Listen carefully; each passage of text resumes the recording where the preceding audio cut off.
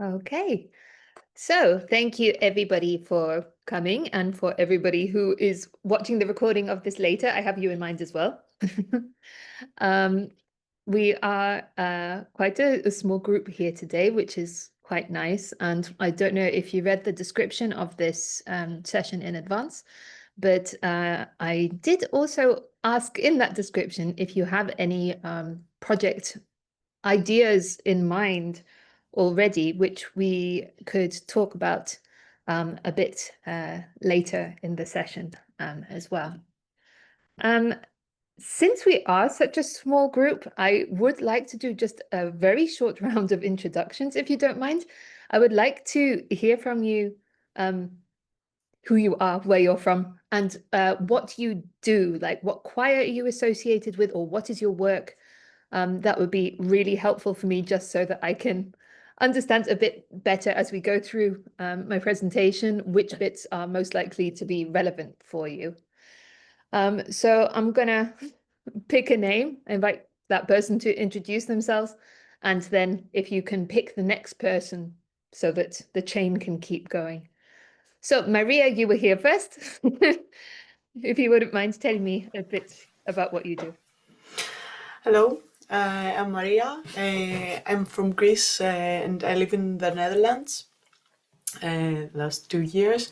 I'm here, I'm actually a freelancer with some choirs, and I have some projects, but yeah, not so many that time, but yeah.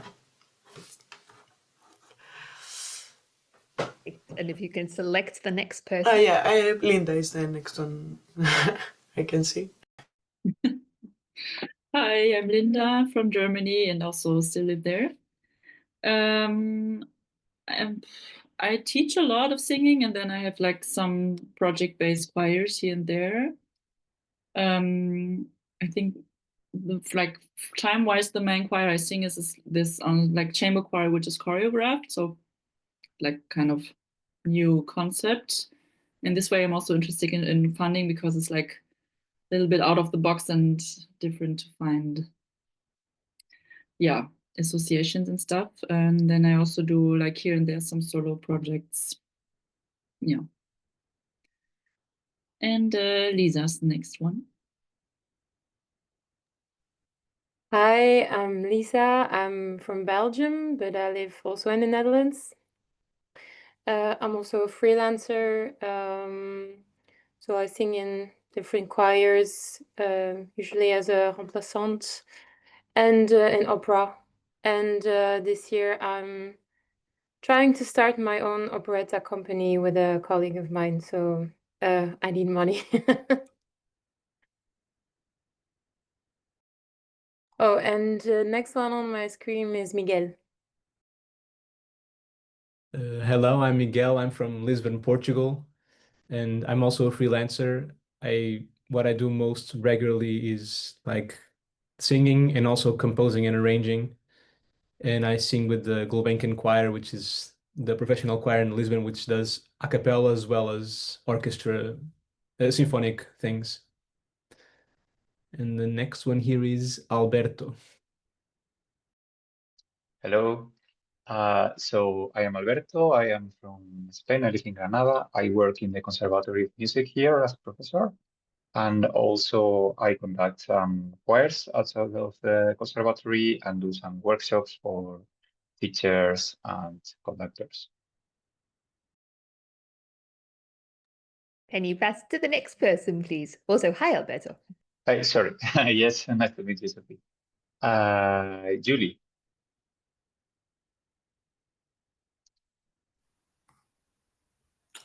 Hello, I don't know if you can all see and hear me.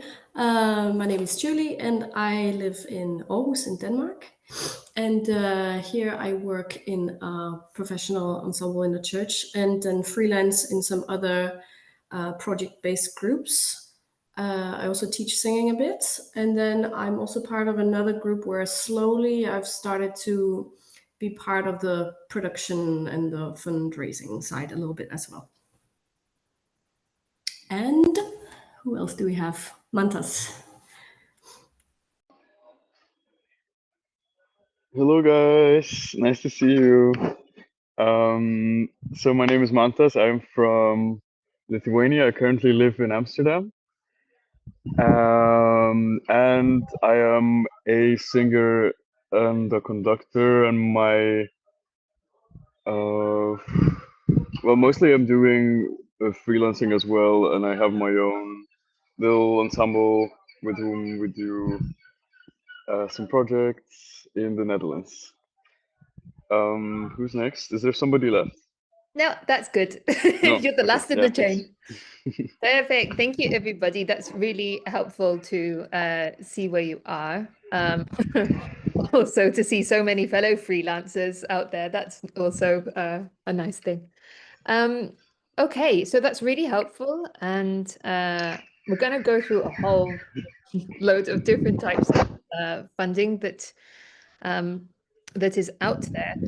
Some things will be more relevant for you now. Some things might be more relevant for you if you end up working in a different sort of environment later, but these things all exist in choral music. So I think they're all good to know about. So let me share the presentation. Very good. Okay, so yeah, it's about funding. On this slide, which obviously I'll share the slides after this session. You have my name and email address. So if at any point you want to contact me, that's absolutely fine. Just reach out with any questions or thoughts that you have. And also, by the way, if you have questions as I'm giving the presentation, please feel free to just open your microphone and ask while the question is fresh in your mind and relevant. I do not mind. So this is the frame of what we are talking about today. We'll look a bit at what you need to know about your own project first, a bit about the different funding landscapes that are out there, a bit about actually what funders want and how to think about that, which is then creating the balance within your project of how you present it to different funders. And finally, we'll have the time for Q&A at the end. And also I have some different scenarios that we can think about. So firstly, a bit about me. So as I mentioned, I'm freelance. I work generally in projects, that is to say, project management, also grant applications. And this I do in different cultural fields, but I was the project manager at the European Choral Association as a member of staff until 2022, mid-22.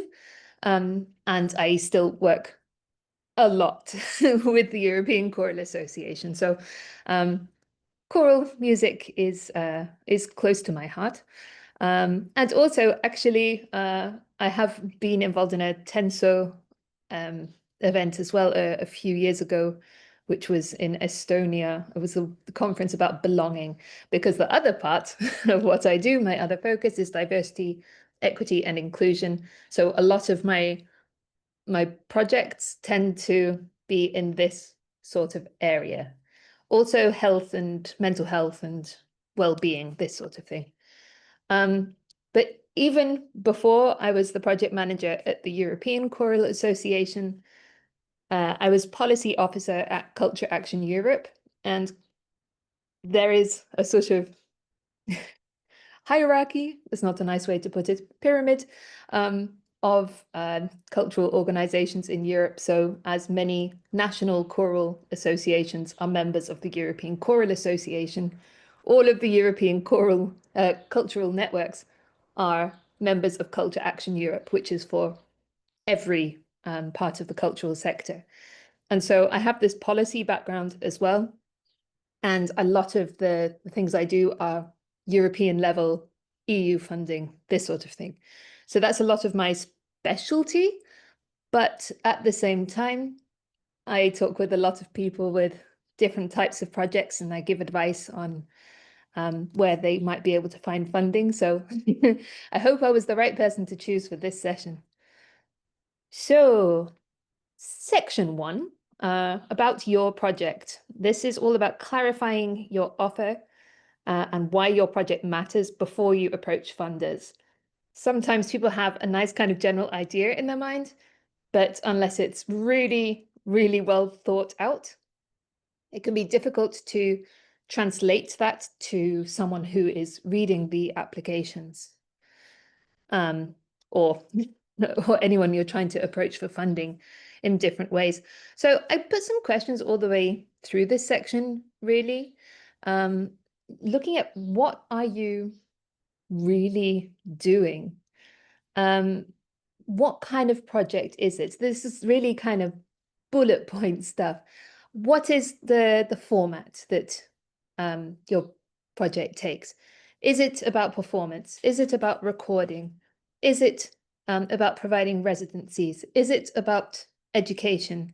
Because depending on these kinds of things, you can have access to different types of funding, different sources of funding.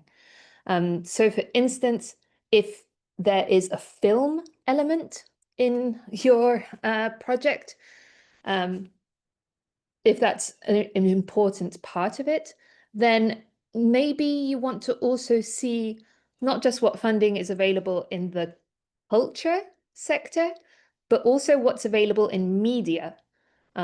This would be talking the European language, and this might be different in different places. But just getting real clarity on what exactly your project is doing can open up different funding sources. And then, yes, the central idea, you need to be able to say in a sentence or two, what is your project about? Because one of the things that I have certainly learned over the years is that if you imagine who is going to be reading your project application, if it's to a public funder, they are not just reading yours, they are reading 100 applications. And you have got to make it as clear and as easy as possible for this person to understand what it is that your project is about and why on earth they should give it money.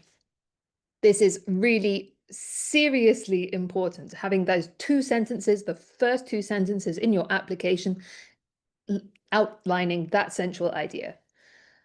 And then also defining the target groups. Who is it for and why now? What is your specific target group for this?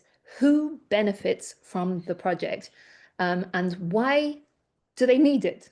And why do they need it now? This is a kind of situational thing.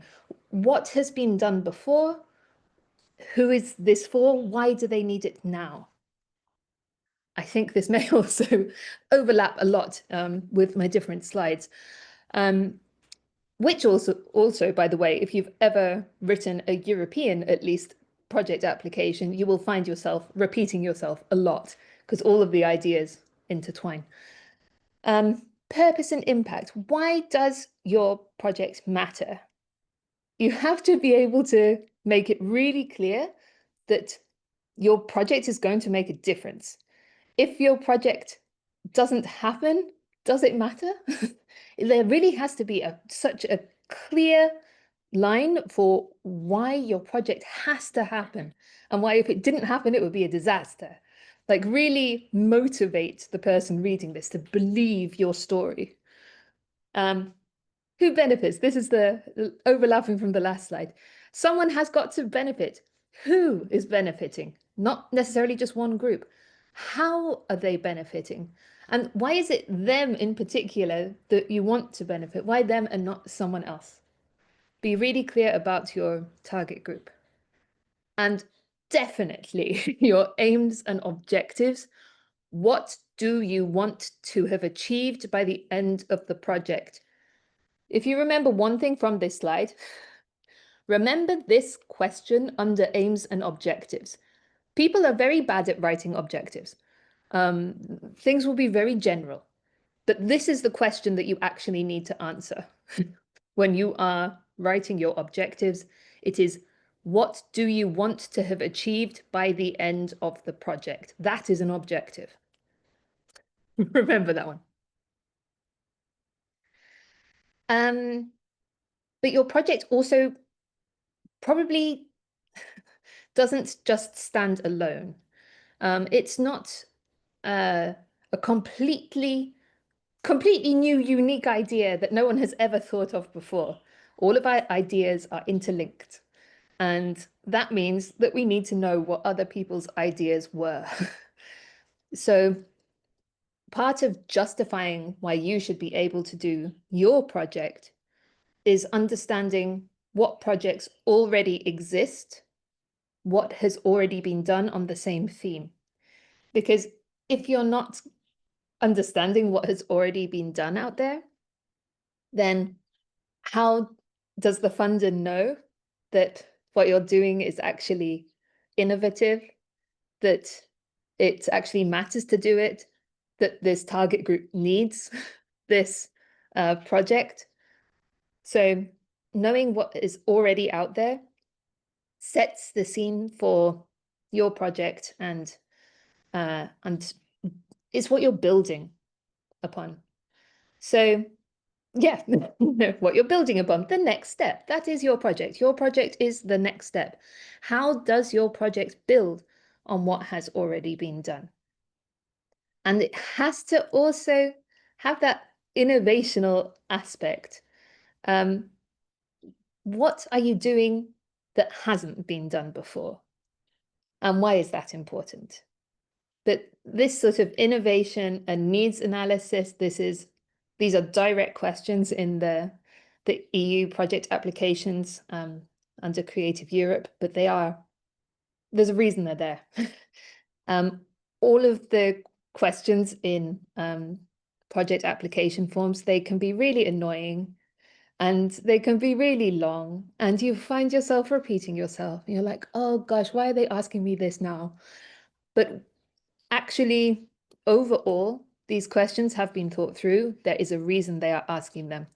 So keep it in mind already in your project design, and then you will have a lot easier time and be able to write a better application, which is more likely to get funded. So some practical questions to ask yourself, because one of the titles here, alignment with your ensemble's identity, or whatever, choir or group or organization or whatever. There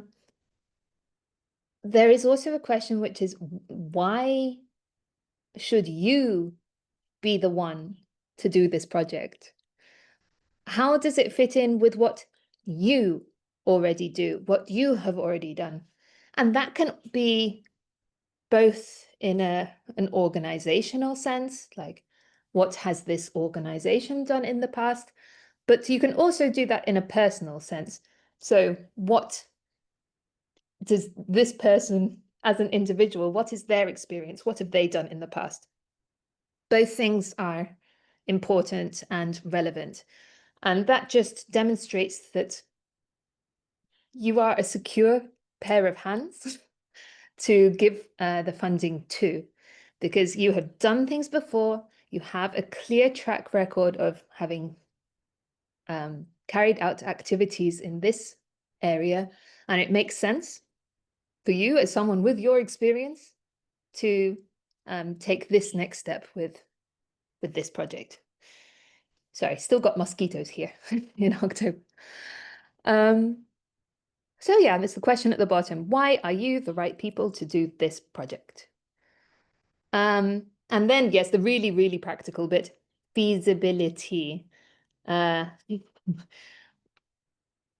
necessarily the easiest word, but it's how possible is it to do what you're saying you will do? You've really got to be clear and convincing on these practical points. How long is your project going to go for? what can you realistically do in that amount of time?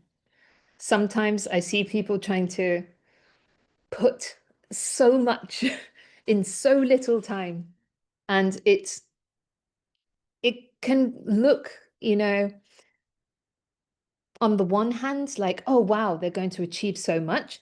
But in the end, it is a disaster for implementation. It is really hard, and it makes the whole actual implementation of the project really, really burdensome. So think about your time frame, about any partners that you might have, different choirs, different organizations, about the resources that each one has. That might be financial, that might be human resources. How much capacity does each partner have to carry out these activities, these tasks, and the scale of project? Because you could have a little bit of funding for a small project or a lot of funding for a big project, and obviously that's got to correspond to how much you are doing, how many people are involved, the complexity of the project. So all of this, you need to be very careful, right, from the project design, that you have the capacity to implement the project. Leave yourself enough space to breathe, because if not, you can face some really big challenges. So that bit was the bit about the project design. Lots of questions in there for you to think about. Does anyone have any questions on this part immediately? You also have an opportunity at the end.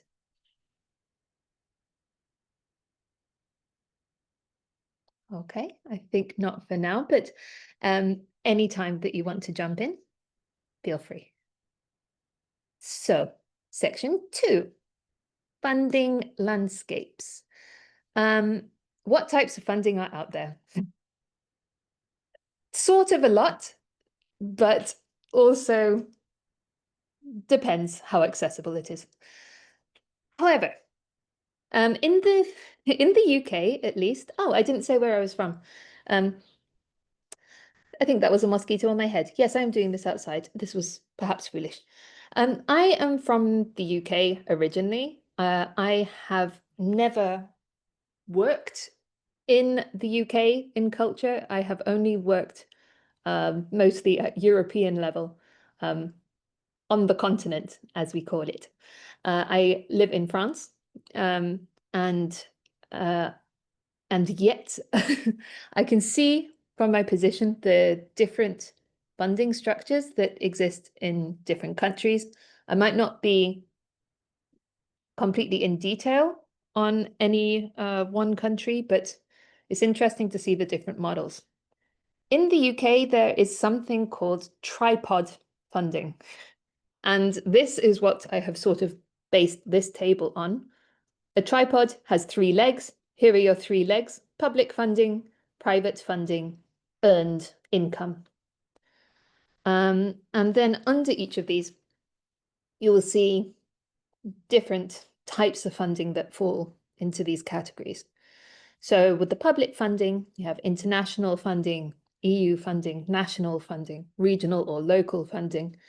And while I obviously cannot go into detail about what the regional and local funding is going to be like in each of your individual locations, I think there are some general points that we can make in this area.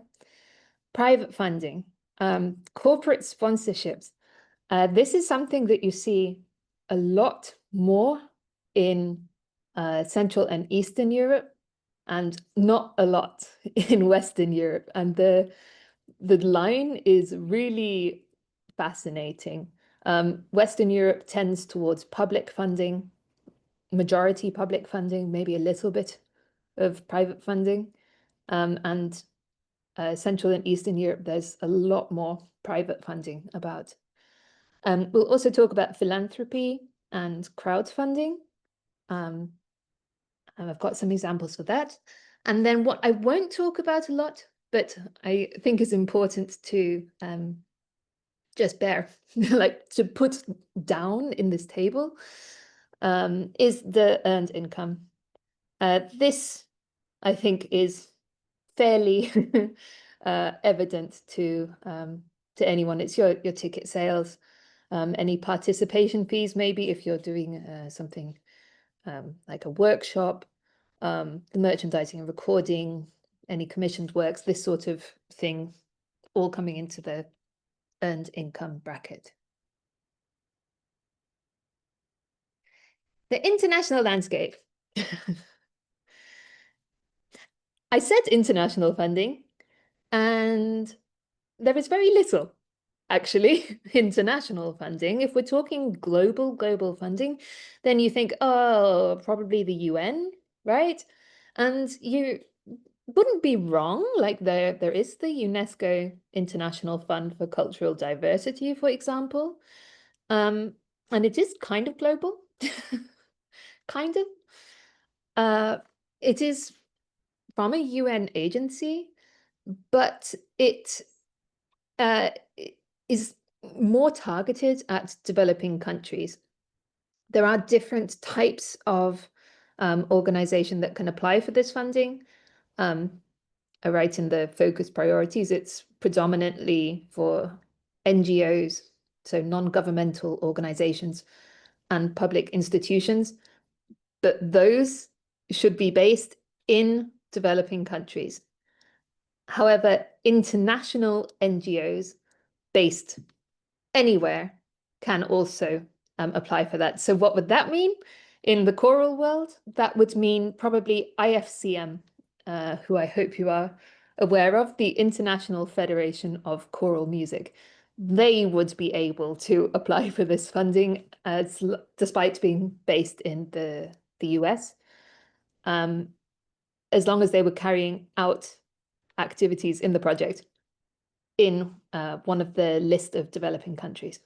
But after this, there is really not a lot at international level. This is a massive problem in general in the culture sector. I don't know what to tell you. There isn't a lot of funding at this level. Having said that, that doesn't mean that there aren't intergovernmental funds which can be useful to know about, including things that are available for small organizations. So that would include choirs in different places. So I've made a list of some of them here. I will not go through all of them, but for instance, you have the Organisation Internationale de la Francophonie. So anything that you're doing in French, check them out. Really nice funders with a nice application. The Nordic culture funds. If you have someone based in one of the Nordic countries and you can get access to the Nordic funding, this is a very good one to check out. And then you have different ones for different areas. So the Anna Lindh Foundation, this is the Mediterranean bordering countries. So that can be quite interesting. The International Visegrad Fund for Central Europe, the EU Eastern Partnership with Eastern Europe and the Caucasus, so outside the EU, though this is still an EU fund. So there are different regional groupings that you can look at, and different levels of funding available. But so you can check these out and see if there is something that is relevant for the kind of thing that you want to do. And it's also, of course, the fact that this funding is available means that you can think, well, given that this funding is available, why don't we develop a project which would take into account people from these countries? So yeah, your project design can start in different places. The European Union landscape. So this is my territory. This is where I work a lot, especially Creative Europe. Creative Europe is the EU's dedicated funding program for the culture sector, also for media. So also bear in mind, if you have a big film part, then you can go here. They offer funding for I caught a mosquito. They also offer funding for so they offer funding for cooperation projects. This is when you have organizations in different Creative Europe countries. There is a list of these countries. It is beyond the EU. It includes Tunisia. It includes, I think it includes Lebanon. I'm not sure. No, I don't think it includes Lebanon at the moment. It does include Lebanon. Partner in the sector. Does include Lebanon. Doesn't include Turkey anymore. Turkey used to be in it, but unfortunately no longer is. But these cooperation projects, organizations in different countries, Creative Europe countries, come together to have an EU added value in their project, and one organization will be the lead, and then you can apply for your funding like this. And this is a large part of what I do is this sort of application. However, that can be quite a big scale. I mean, it depends on the the size of your project. They actually have three levels of funding for small scale, medium scale, large scale. And the amount of EU funding you would get at, this is off the top of my head, small scale is 200,000 euros. And you need to, that's 80% of your total budget. So you need to provide 50,000 euros if you go for the small scale. After that, the percentages go down. So medium scale is something like 1 million, but it's 70% EU funding. And then large scale is 2 million and it's 60%. You need a lot of money. You need a lot of money to do a large scale project. And these projects tend to run, the maximum is 4 years. The small scale projects tend to run for 2 years because, yeah, that's how far the, the funding goes. But you have flexibility there to design it how you want. However, if that 200,000 euros is too much for you, do not fear. Creative Europe has a program underneath it called Culture Moves Europe. Look at that now. Open that tab in your browser now, because the call is currently open for Culture Moves Europe applications. This is a mobility scheme for artists and cultural professionals. There can be some opportunities in here, and it's a great place to start with EU funding. The application is lighter, much lighter than for the cooperation projects, and it can be a first step into this sort of area. It's run by, it's the Goethe Institute, the German cultural public body that does the operations for Culture Moves Europe. And yeah, check that out. Very useful. As I said earlier, getting the pinpoints on what exactly your project is, what it is doing, means that you can access other types of funding. That is true at European level as well. So Erasmus Plus has a focus on education and training and youth and non-formal learning. So if you can do something that falls into this bracket, with different European cultural networks, we've been able to do that, then you can get Erasmus Plus funding.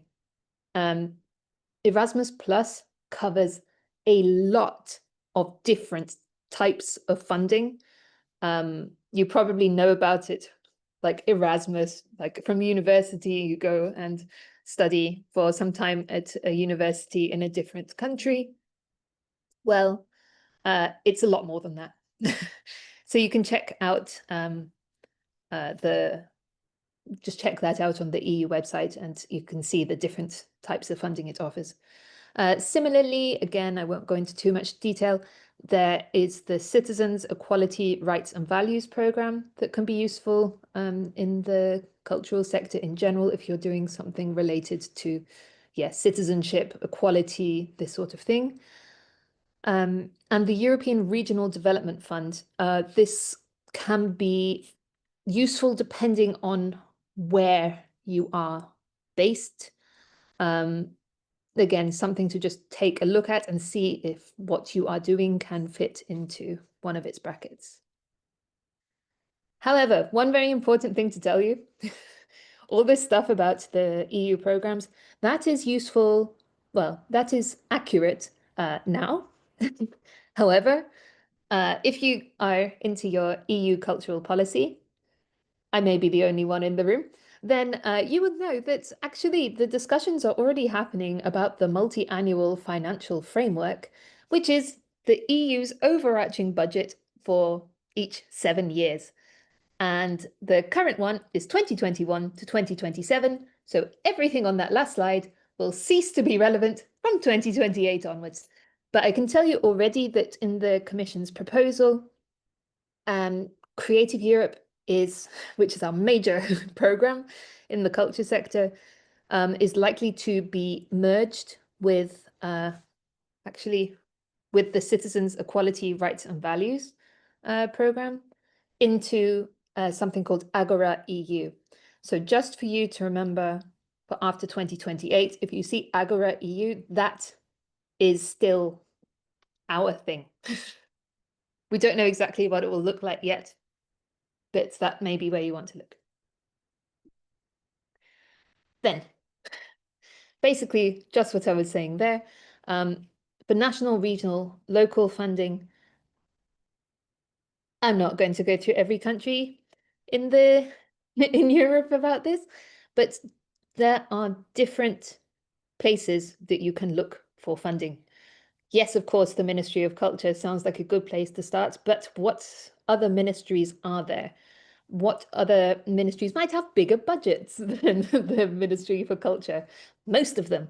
So check what it is available in youth, for example. Check what it is available in education. But another thing, the other section there, you need to go and look at your own countries and work out what's possible in your frameworks.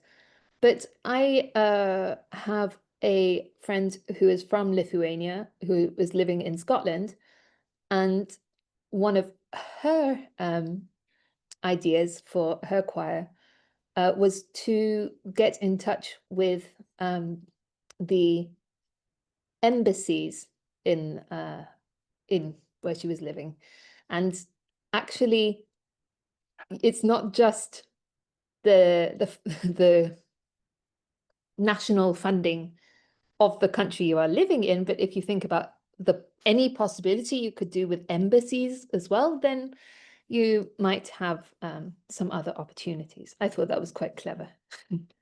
I like that one.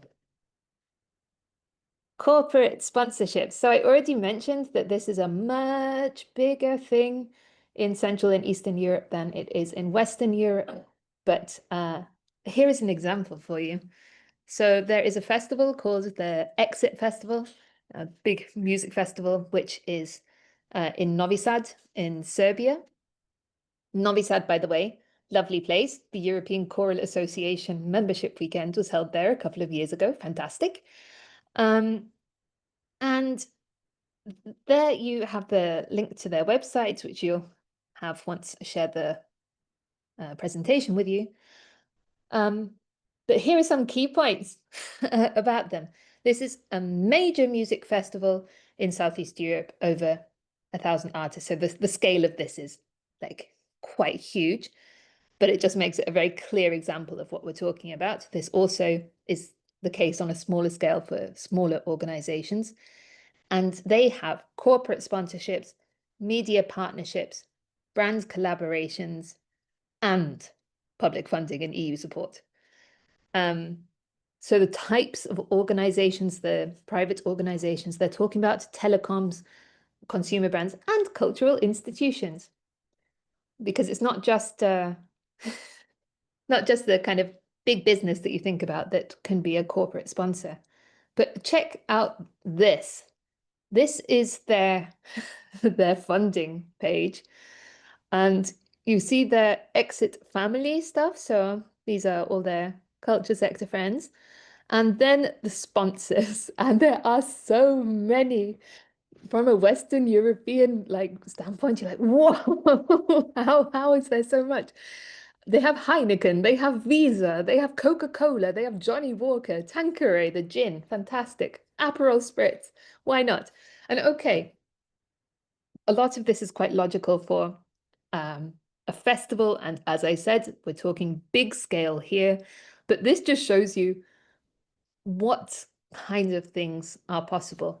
And I recommend to you to just like, I don't know, chat GPT it or something, but like investigate what others are doing, and not necessarily just other choirs, but what small festivals are doing, or yeah, like small organizations in different countries. Chat GPT means that we don't need to worry about the language of Google results anymore, and it will provide you with all the information. So go and ask. I want also to take a second to talk about philanthropy.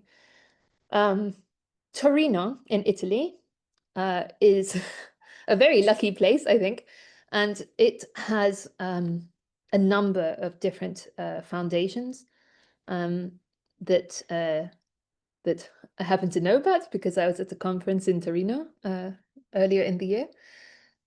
And what I liked about the range of philanthropic organizations in Torino is that you can see all of the different types of, well, some of the different types of philanthropic organization out there. So you've got the Cecilia Gilardi Foundation there, which is a private philanthropic foundation. Like, this is money, presumably of this Cecilia Gilardi person, that is now there in a foundation, and it provides scholarships and supports young artists and all of this. The Fondazione CRT at the top is one with a banking origin. Then you have at the bottom the Lavazza Group. They have a foundation too. Coffee makers, they have a philanthropic foundation.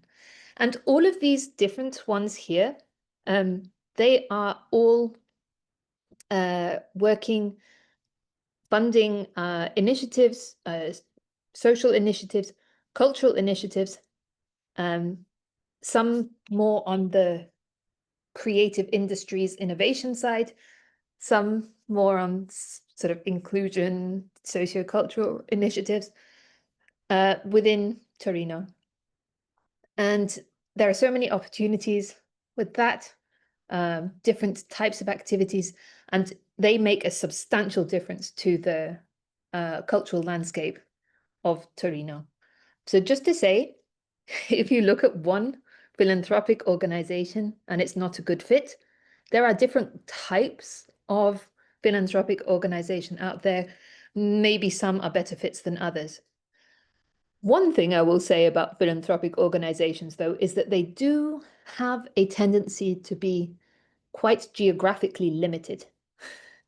So that might be they only do things in Torino, or they only do things in Italy. There are not so many that do things beyond borders. However, the Open Society Foundation, this would be one example that does. Sorry, that's not written on the slide. But in general, most like funding from foundations will be national or below.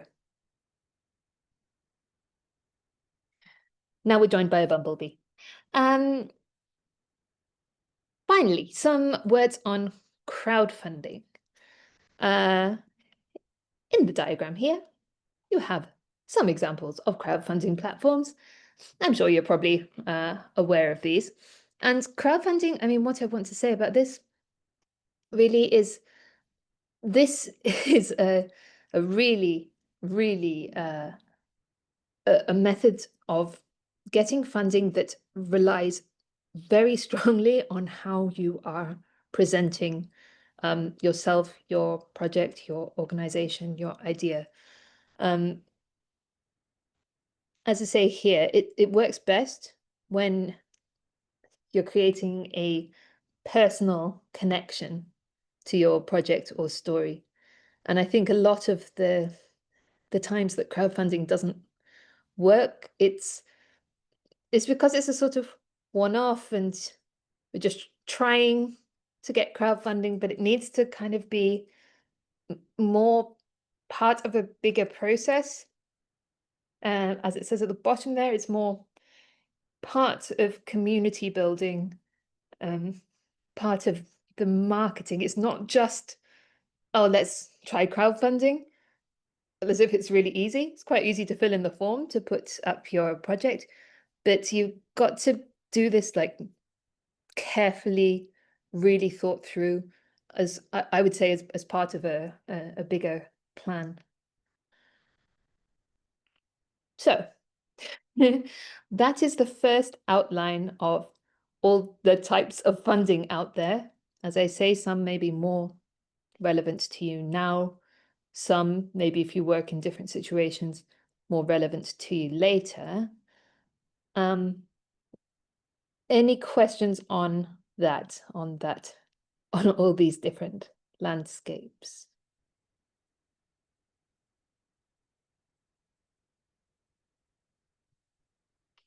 No? Okay, no problem. So then, funders' desires. Understand your funders and give them what they want.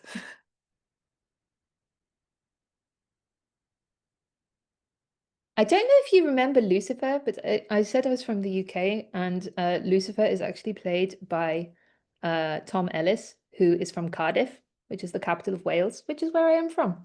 And so I could not resist this moment to advertise one of our local boys, as it was so pertinent here. What is it you desire? Public funding. Read the call. My God, do you know how many people don't read the call?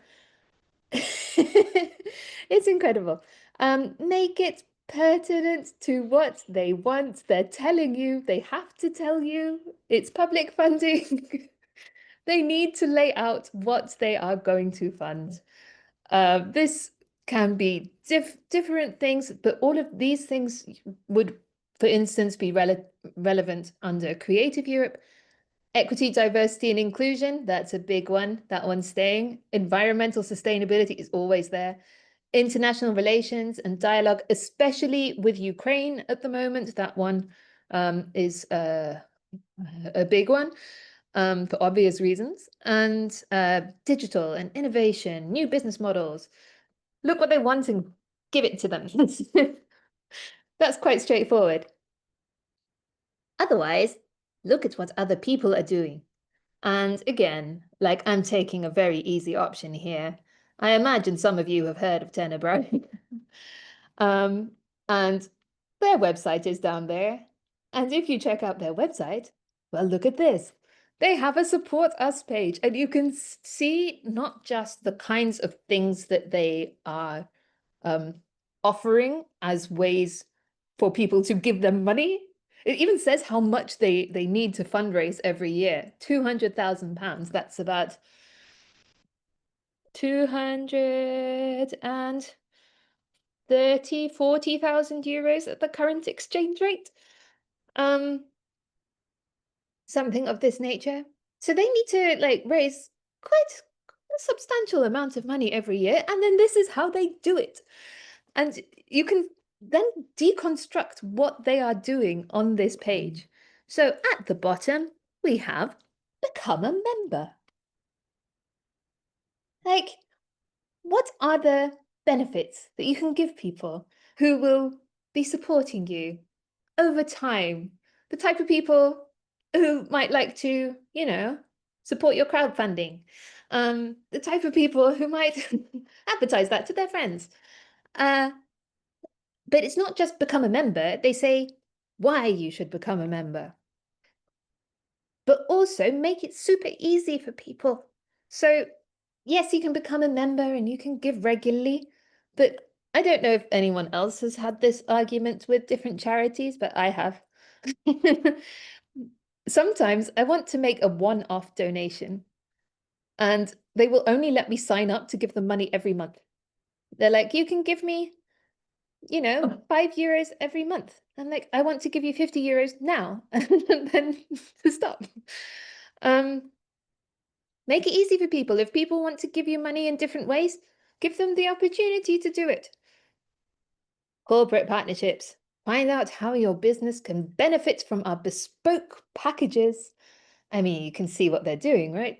They have different types of packages for different corporate partnerships, which are all bespoke. They're so special and shiny and lovely. And don't you want to be involved? And exactly, make people want to be involved. And then the last one here, legacy giving. I hadn't even thought of this until I went to this page. That's if someone dies, put us in your will. Incredible. I had not thought of that, but why not? It's in there. And then if we go up a bit here, okay, your support helps us too. So it tells what is the point of giving money to Tenebrae. It gives these motivational bullet points for why it is a good idea. And my God, I looked at this page, I was like, well done, guys. This is really nicely organized. So again, you know, we're talking kind of big scale, very famous choir here, but I think you can get some inspiration from there. And of course, I said I wasn't going to talk about earned income. They have a shop online. Easy, isn't it? But what I also wanted to point out about it is look how easy and safe they make it to get things from them. It says we deliver worldwide. So the question of, yeah, but are they going to be able to deliver to me? Yes, they do. They're very happy for you to give them money wherever you are, and they will make it easy for you. Multiple secure payment methods, they will make it easy for you. You can pay however you want. Verified and trusted security systems. Very good. It's very safe to give them money. Like it's very nicely done. The whole website is very, very nicely done for let's try and get some money in.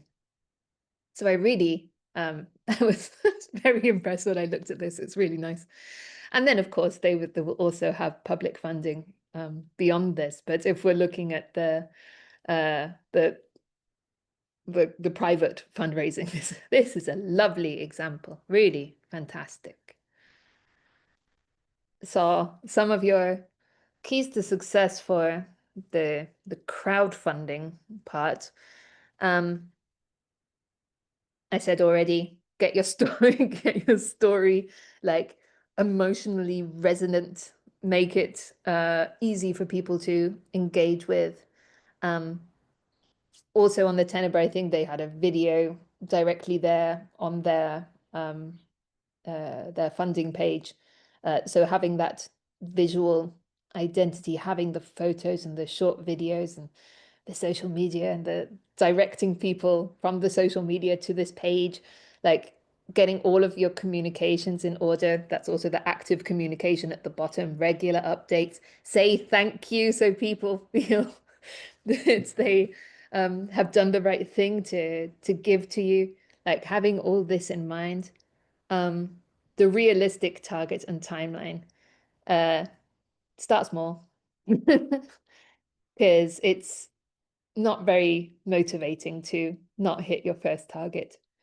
But if you can gradually build things up, then that can be quite helpful.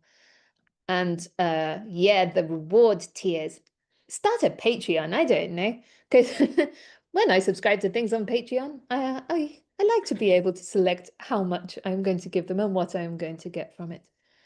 But yeah, you can think of different things that you are able to offer. So I think this can be a useful part of your funding seeking. Ah, very good. So that was the end of that bit. I'm going to come out of the presentation. I said that presentation was going to take 30 minutes, but I didn't time it before. So that took an hour instead. Well, I hope it was useful. Any questions, thoughts, reflections from the information dumping that you have just received and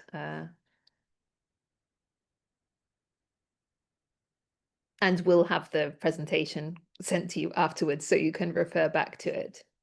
As I said, not everything is relevant necessarily immediately now for you, but a lot of the things, I said you want to ask questions, so I'm going to keep talking instead, but a lot of the things that are relevant for one type of funding is relevant in a different way for another type of funding. Because even where you have, for instance, a freer application structure, you still need to know what to write in it. And so if you go back to the more structured applications, they show you what are the things that will make a funder feel that you are a safe pair of hands to receive their money.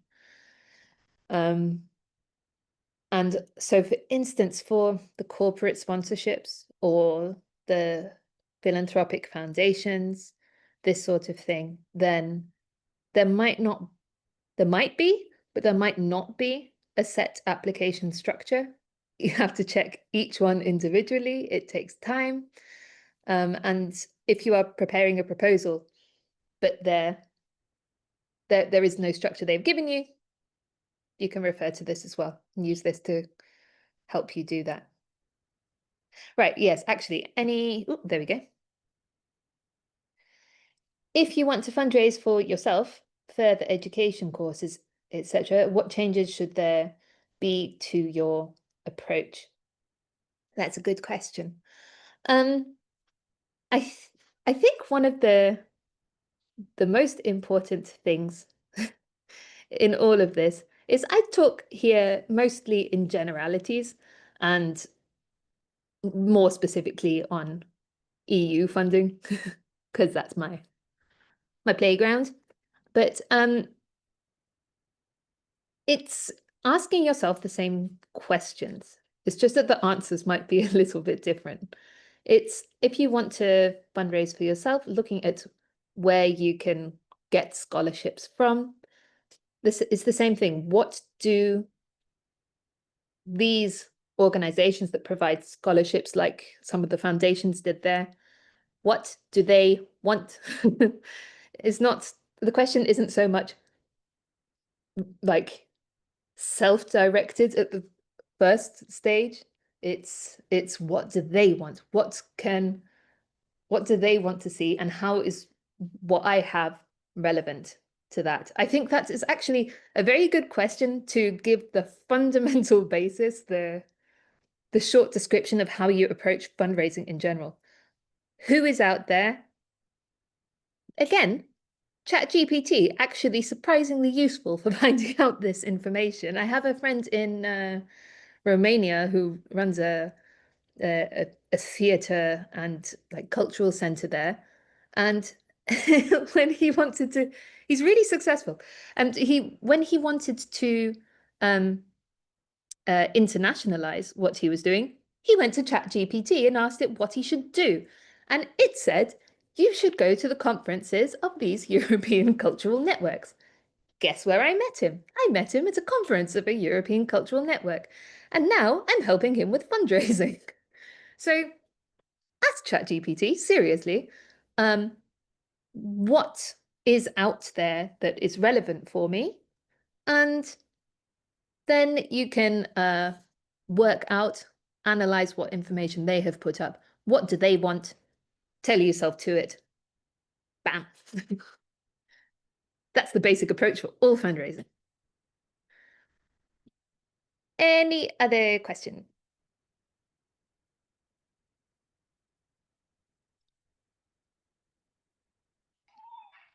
Hello. No. Regarding the Culture Moves Europe part, if I understand correctly, there are different. It's like an umbrella for a lot of different funding opportunities that are quite specific, right? Culture Moves Europe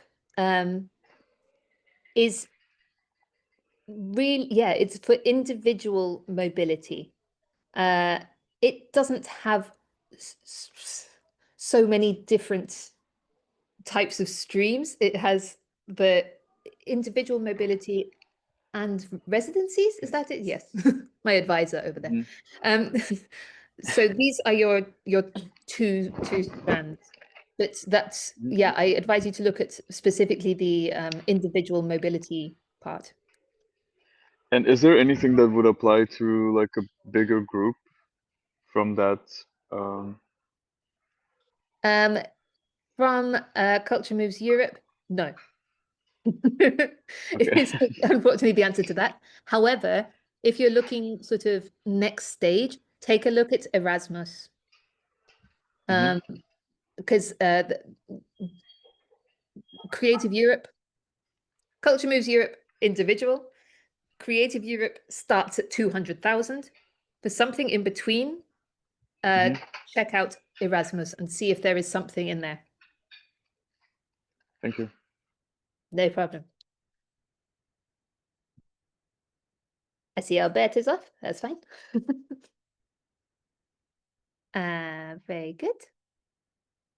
Anything else?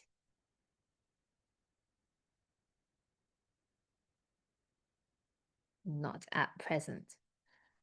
The next question is anyone trying to get funding at the moment for what they're doing? I heard someone say they were.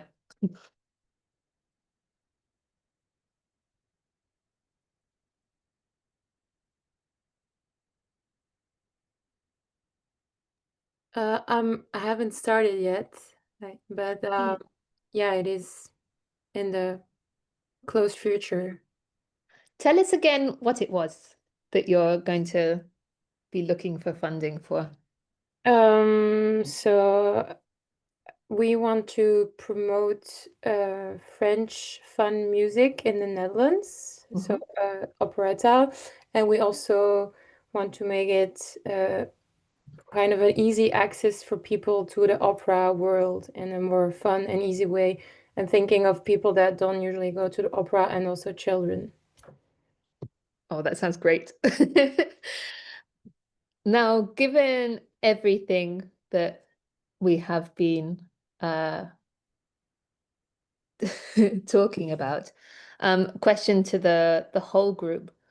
So if you were starting to think about fundraising for Lisa's idea, then where might you look?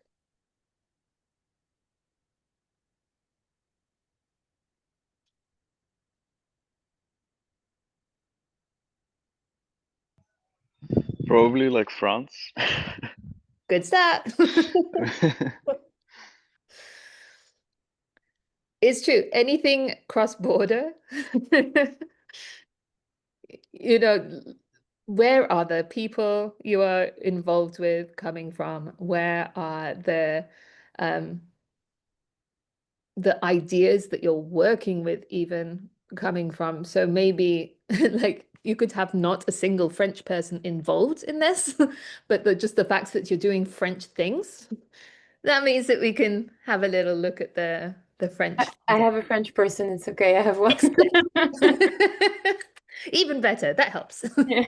They can write the applications. And so we also, amongst the list of intergovernmental funding, there is this one for the francophonie, this Organisation Internationale de la Francophonie. And so this is another thing we can look at. Anything else that springs to mind?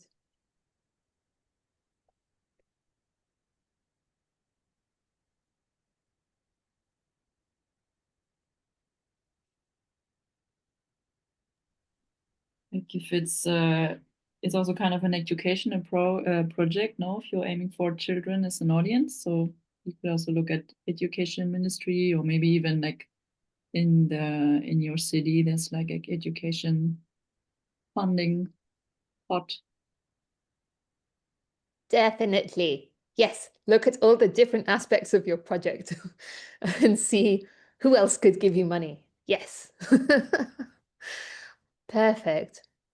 And also, actually, yours might be a good candidate for seeing with the French embassy. I really love the embassy funding idea because they have they have, you know, their cultural budgets in the embassies as well. So having that bilateral France, Netherlands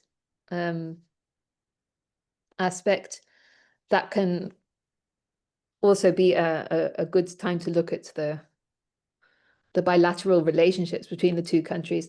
Like, I'm sure there is some very common examples of this, you know, France, Germany. There are a number of France, Germany programs. So on the bilateral front, also, yeah, check things out. Any other thoughts?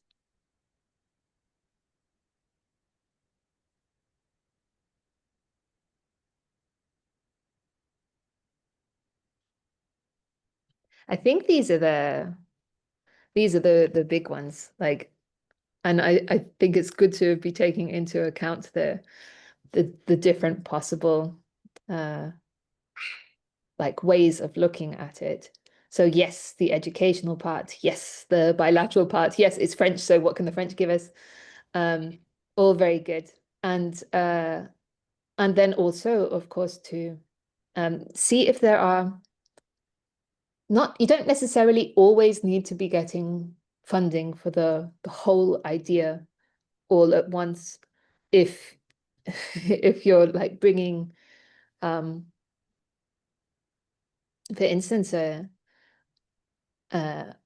conductor from one country to another as part of a bigger project, then maybe that is something where Culture Moves Europe can come in. If you're bringing, someone in for training or something, maybe there is an Erasmus plus element to this. So yeah, we can look at different levels and in different directions also for this kind of funding. Lisa, had you already had any more thoughts about where you were going to start looking for funding? This is actually where I was. I was also thinking about in the Netherlands, they have the Alliance Française, which is like an organization that gives French lessons and stuff like this. So I was maybe thinking we could collaborate with them, or we could ask for some promotion, or like they could help us with that. So I was thinking about that. And for the rest, I had basically the same. Very good.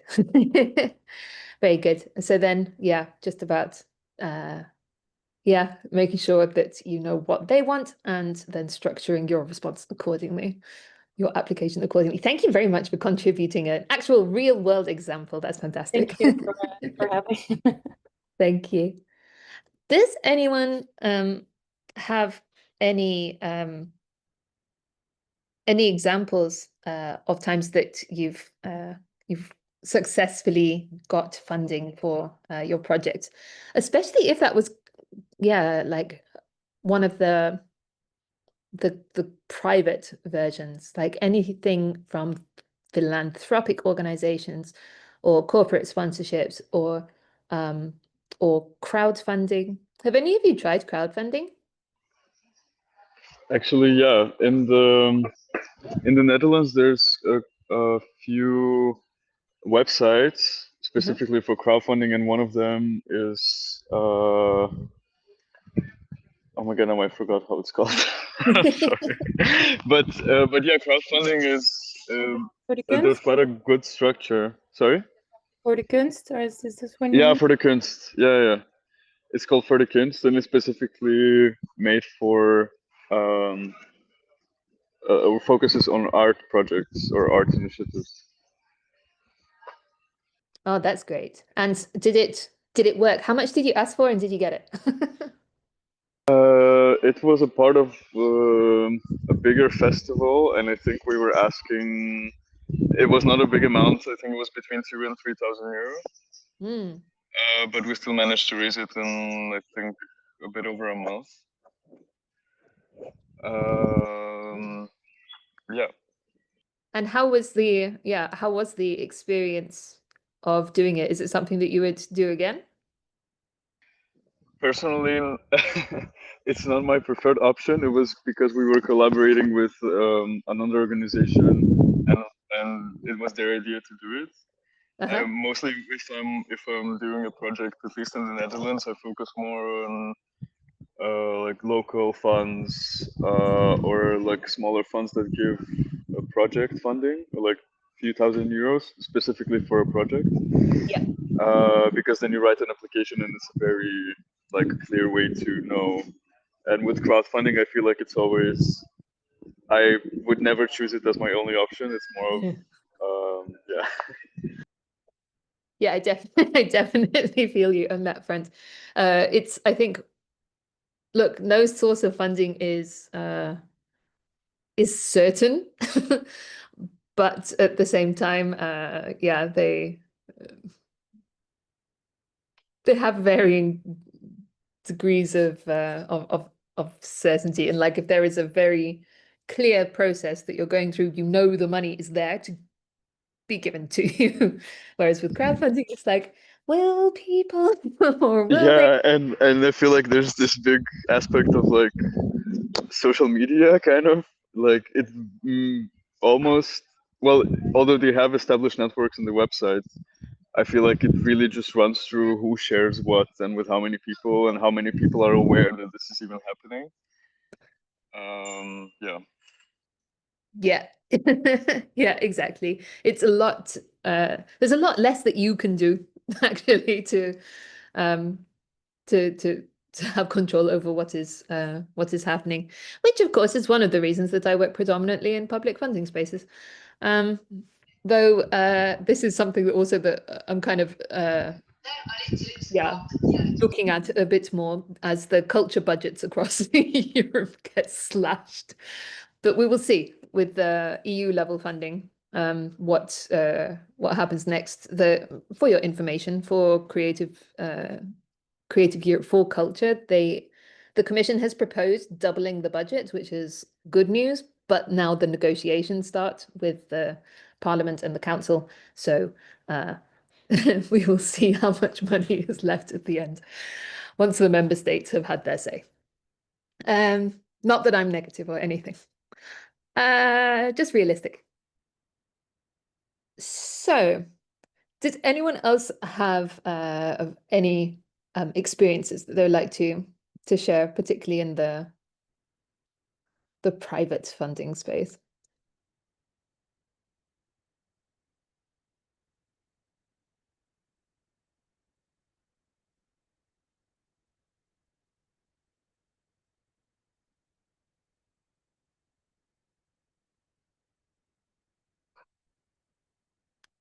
Or not, no problem. So, I came prepared with a few scenarios to look at, some inspired by real events. I will just share my screen again.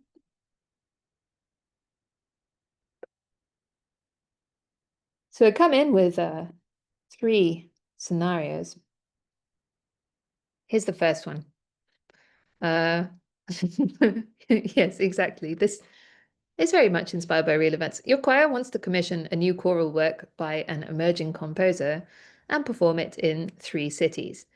My questions to you, your challenge, what kind of funders might support this sort of artistic innovation? How could you combine the different types of funding sources, public, private, and earned? And what type of story would you tell to each of them? These are quite big general questions. What I would like to do, in fact, is oh Lord, what have I done with the Zoom thing? It's fine. Probably best if you take a screenshot or a photo of this. And I would like to be able to put you in little groups together so you can have a think about this. So this you will lose access to seeing this slide. So do take a picture of it now. And I'm going to create a couple of groups.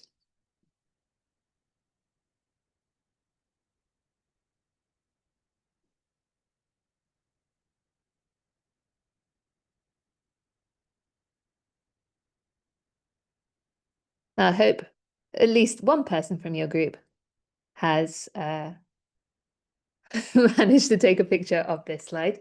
I'm going to put you into rooms together just to have a little discussion around this idea. And while you've got the 3 questions there, the essential idea is what funders can you look at, and how would you tell them this story? Would it change between different types of funders? Okay, I'm going to open the rooms. You should be receiving an invite to join a room. I'll give you 10 minutes.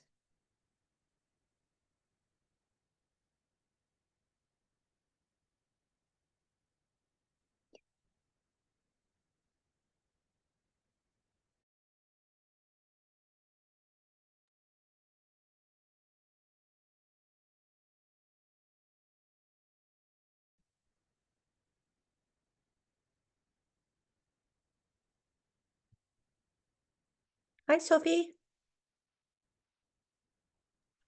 Hello. How was your interview?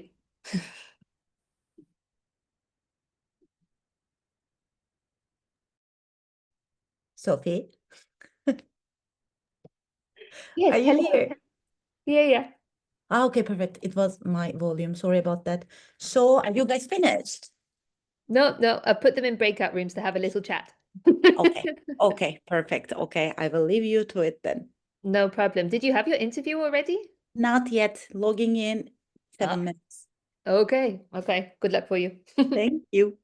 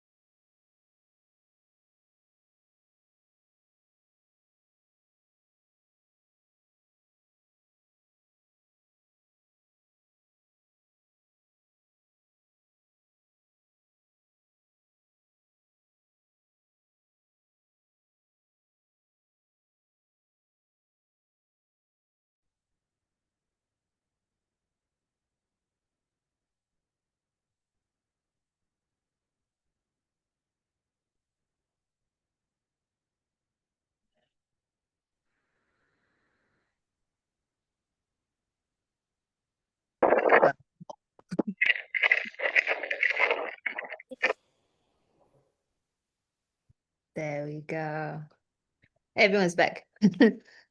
Lovely. I hope that you've had some chance to discuss about that. Any thoughts in general? Then I'll tell you what this really was and what happened. It was kind of difficult to actually discuss this because it was sort of vague. Like you really need to have something very specific to have this conversation. I think, yeah, we found it a bit difficult actually. Yeah. I think that's an absolutely fair response. It just shows you that you really can't work from a really broad statement. You need more details already just to even begin looking for funders. It's like you don't even have countries here. So where do you go? Any other thoughts?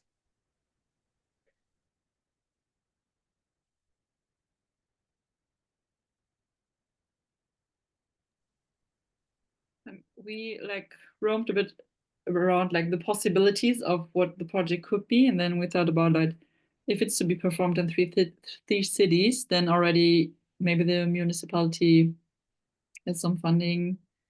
Then also like what are the participating artists? Like maybe they are from different nationalities, and then you can also look for like combined international stuff. Yeah. That's great. I think certainly something I've learned about doing project applications is you start off by having a list of more questions than answers. And yeah, this is how you find those opportunities, like exactly what you say. Okay, well, where are the artists from? Like, where are all the people involved in this from, so we can see what's actually possible. Yeah. Anyone else? I also thought it was interesting how it's a really different approach between a public fund and a private one. As in, like the private one is much more interested maybe about uh, their own values or how does this relate to them specifically. Yeah, exactly. Which is again the thing where which way round do you start? The answer is both ways simultaneously. Who might you approach for funding in the future, and what do they want? So what do we need to make our project be from the beginning? If companies are particularly working on environmental sustainability, for example, or have, yeah, some focus. This actually also is something to look at with foundations.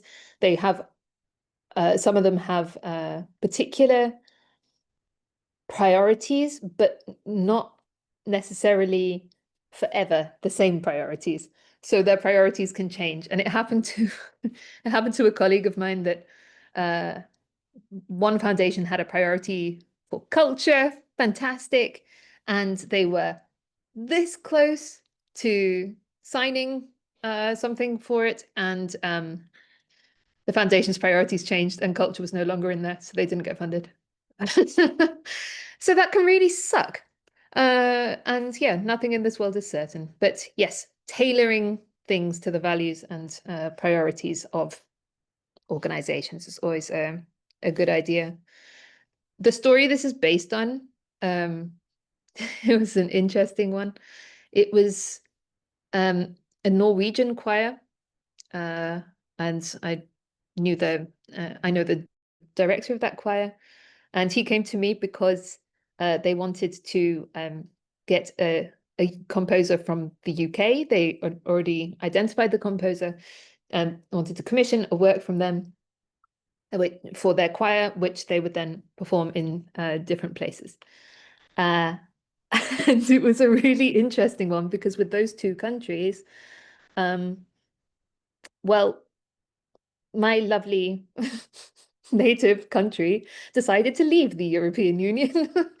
And so this rather threw a spanner in the works when trying to get funding for this cross-border initiative. So then we ended up looking into the different national and general Nordic, so the Nordic culture point and all of this sort of thing. And we couldn't do anything related to the commissioning of this work with the Nordic culture point because the composer was not Nordic and not based in a Nordic country.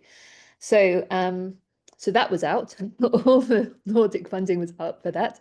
And then we had to go and look at UK funding. And then what do you find with UK funding? Oh, well, it's being commissioned for a choir that isn't in the UK and the performances aren't in the UK. So most of that funding was out as well. That was not happening.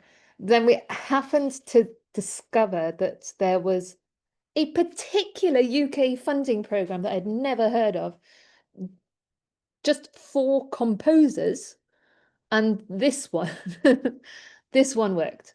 But of course, it works for the commissioning of the work part. And this is the thing about what exactly is your project doing, and you may not want to have just one funder. In fact, you probably want a few, because then, okay, that was the commissioning of the work, but then what about the tour? So that was another thing. And then with that, I think this was all in Norway, the tour itself. So we managed to kind of piece things together between public funding and their ticket sales and whatever for that part. But it just absolutely shows you that the places that you are dealing with really affect what it is that is possible.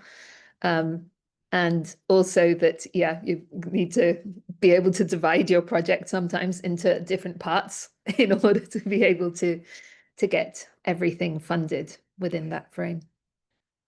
So thank you very much for having had a think about that and seeing already the challenges that come with trying to source funding. Now I do have two other scenarios on the slides, but I don't think that we have time to sufficiently deal with them in groups. But I'm just going to give you just going to show you what they were. So this one is the one you just did, and it worked to show all the problems. This thematically is something that I know some different organizations have been working on, and particularly in these times we live in, then projects with refugees, there are quite a lot of them for choirs, and there is funding available for this kind of thing.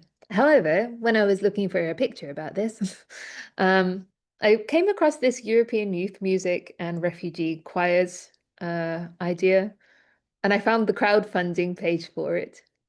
And they didn't make their target, and so they got nothing. They were it's in the UK, and it was something like they had a target of, I don't know, 10,000, and they got to around 7,000, which I thought was, quite impressive. But I was wondering, what thought process had gone behind their crowdfunding and how, and whether this was I didn't look in detail at this project, but maybe you can you can do it yourselves and see where did they actually get their funding from in the end, whether this managed to go ahead. But the page for the crowdfunding was not successful. Oops. And then the third scenario, this is a real thing as well. I know the guy who a couple of the people who are involved with this, in fact, Choirs for Ecocide Law. So this this is a really interesting initiative that you can also look up in general. But it demonstrates that I think that there is a possibility for a kind of advocacy role for choral projects. Environmental sustainability may not seem like the first subject for your choral projects, but actions like this have been taken. This is a really interesting one. The ecocide law is also about like giving nature legal personhood, and I think it's a really interesting example of what choral projects can be and what they can do. And then theoretically, when you have a theme like this, then you can access different types of funding. But again, like what exactly are you doing? So mobility funds exist that may be more useful for some parts. Yeah, break down your project, see what the different parts are, and if you can get funding for individual parts. If you have any questions later, do feel free to reach out. You have my name, you have my email. I am on LinkedIn. That is my name. Search for me. Feel free to add me. I will stop that share. As I said, all that will be shared with you. Thank you very much for coming today. I think we can leave it at that. And I hope that this has been at least slightly useful, that there have been some interesting thoughts for you, and that you can take this forward, and Lisa, that your project will be funded, and and that all your new projects will be funded too. Thank you very, very much for coming. Thank you so much, Sophie. This was really Thank informative. you so Thank much. you.